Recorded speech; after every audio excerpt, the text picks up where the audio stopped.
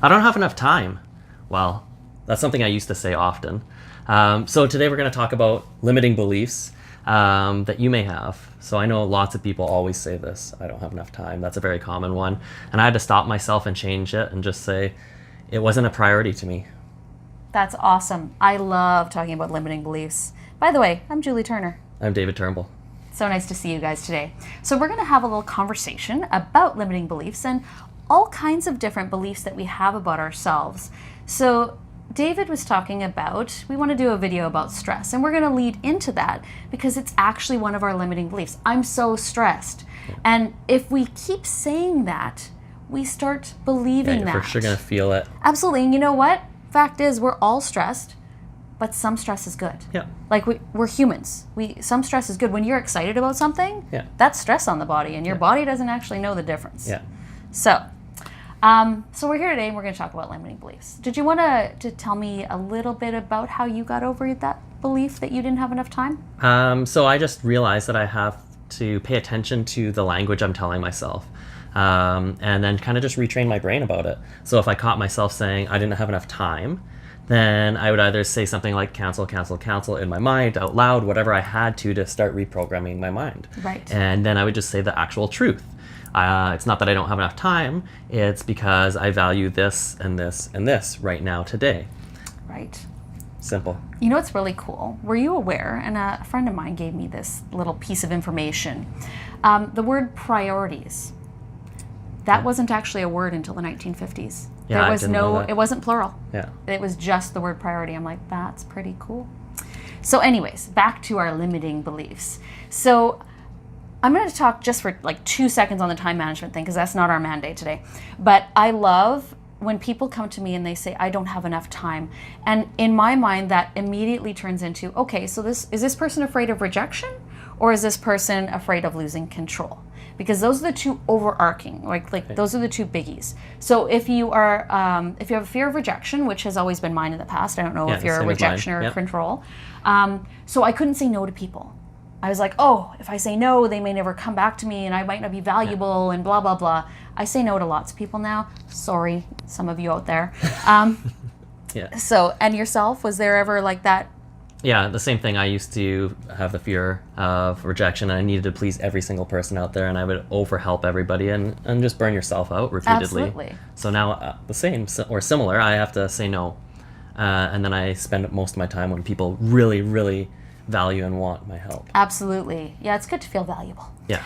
So then there's the other side, the flip side of that. And bear in mind that all of us will fall into one of these categories in our lives, like often. So it's not like I'll never feel like I don't want to lose control. So the control side of things is because you just have so many tasks on your plate and you refuse to give up any of them because nobody can do things as good as you. Yeah. So have you ever fallen into that one? Like, I don't want to give this to somebody else? Sometimes, but I've, again, reprogrammed everything. So I really love, and all the people around me seem to love when I delegate, and they feel more important. I was just going to say they feel valued. It's all about feeling valued. We all want to feel valued and loved and cared for and respected. Yeah. All right. So the reason that we're here today talking about this subject is I'm brilliant, right? That's why. Yeah. Okay. Of course. So what happened is I'm like, okay, so as a hypnotherapist and a coach, I always kind of develop these different processes to run my clients through. And a lot of them I think up myself. Sometimes I've learned them because I've taken many courses, right. Whatever the case may be. So I'm developing this process and I'm like, this is going to be good. People are going to love this. You know what? I should probably run myself through this process. And so I told David a little story about that and he's like, oh, we need to talk about that. So that's why we're actually here today. So why did you feel that it was important for me to share my story today? So I think it's insanely important because, again, as a coach or a role model out there, people might not think that it's hard for us to do things or that we don't ever work on ourselves, when constantly we are just leveling up ourselves, mind and body, all the time. So I really liked when you shared that story. You're like, oh, I ran myself through the process. And I found some things. Yeah. Yeah, I found something like actually almost immediately. So the first was, is there a feeling or an emotion that's reoccurring in your life that you'd like to get rid of? So that's step one. And I'm like, it's probably, that one. Right. Yeah. So in my personal life, I would often not be able, I wouldn't feel loved or valued. And just for all of you out there, if that's something that you suffer from as well, that you don't feel like you're loved, you don't feel like you're valued, sometimes that is true and you're just in the wrong situation. But a lot of the time, it's because it's not being shown in a way you're receiving it. And that's very different. Right. So I don't know if you've ever experienced anything like that, or if that's ever been something that has been an issue for you, and then you find out this person thinks you're amazing, Yes. but they weren't showing you in the way that you understood, so Yeah. you didn't feel valued and loved. So then step 2 is, what behaviors do you exhibit when this feeling comes up, right? So for myself, there was a lot of bad behaviors that followed it, and I mean, this is like something that recently, and the biggest, most obvious one for me was that I would shut down. So if I wasn't feeling valued or loved, I would just stop talking. And the thought process in the back of my head, in my subconscious, that little voice, was like, well, if you don't value me, I got nothing to say. I got better things to do with my voice. Yeah. So No, I like that, and it's very relatable. Similar to my thing as well. Again, because everybody wants to be seen and Yeah. heard, and if we don't feel valued, we're kind of like, why are we here? yeah, exactly. I'm just gonna leave then. Yeah, exactly. They won't even notice if I Yeah. leave.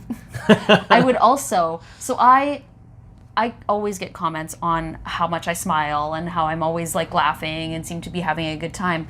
Oh, not if I don't feel valuable. There's no smile and there's no sense of humor. You can tell me jokes and I'll just be like, So I haven't met that. Julie. yeah, no. He always makes me feel valuable.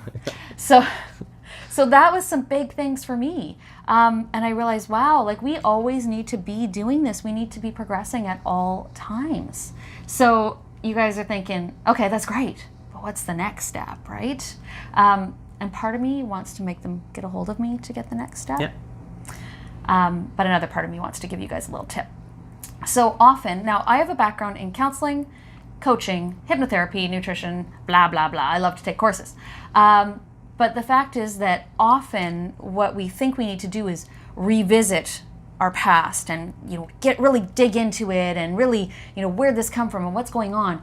But sometimes what we need to do is move forward. So that's the coaching portion, right? Yeah. So awareness is key. We want to know that we're doing these things, and sometimes it's obvious why we are, and sometimes it's a really painful thing, so we got to figure out. Yeah. But a lot of the time, for you guys at home, what you can do is, when you recognize that you have that behavior, then figure out what you want to do instead. Right. So, Like, what's your intentions? well, I don't want to feel unloved, of Yeah. course. So what do I want?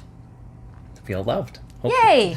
Opposite. Absolutely, we want to feel loved. So I write that down. I want to feel loved. So when maybe if the opportunity comes up that I'm challenged and I feel those behaviors starting to come up, then what behaviors do I want to put in place instead? Write those down. And it's a work in progress. You learned how to behave the other way. Yeah. So of course they can learn how to behave the new way.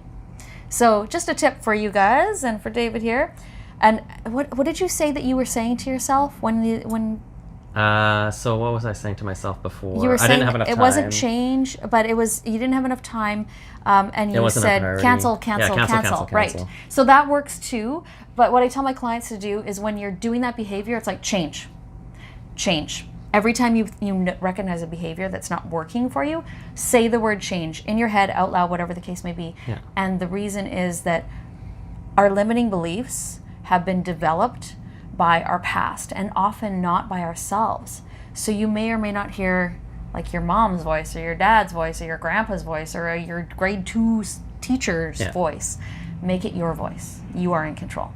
Yeah, I love that. And be kind to yourself. So like, you're going to be a work in progress, and just be kind to yourself. Some other words I use is the new me doesn't do this. I like that. That's So it's like, then you can distinguish. You're like, okay, well, that was old behaviors, but the new behavior that I'm trying to build in now does it this way, and I forgive myself for doing those old things. Right. And it's really interesting because I used to have a very, very negative voice in my head. I don't know who was living in there, but I have gotten her out. And now I just think I'm a rock star. Yeah. Like and you guys can get there too, where you actually are able to acknowledge, forgive, move forward. Yeah, exactly. And it's being mindful.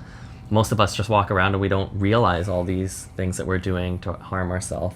Well, we think it's normal, right? Everybody feels this way. Which is kind of normal, and normal's Yeah. kind of Yeah. like declining. But we Right. want to be optimal. We want to be optimal. Yes, we so are don't be here- normal. That's right. We are here to be optimal. I have never wanted to achieve normal. That's never been a goal for me. What It's about a low you? standard, yeah. Right? No.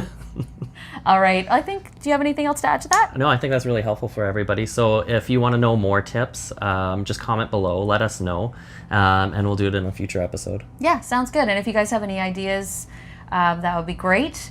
We love, feedback and, cries of outrage. Whatever you want to do, we're all Yeah. good with anything. We're here. Absolutely. So how can they get a hold of you? Turnfit.ca, they can get a hold of me, yourself. Perfect. JulieTurner.ca. We'd love to hear from you. We look forward to it. Thank you so much and have a great day.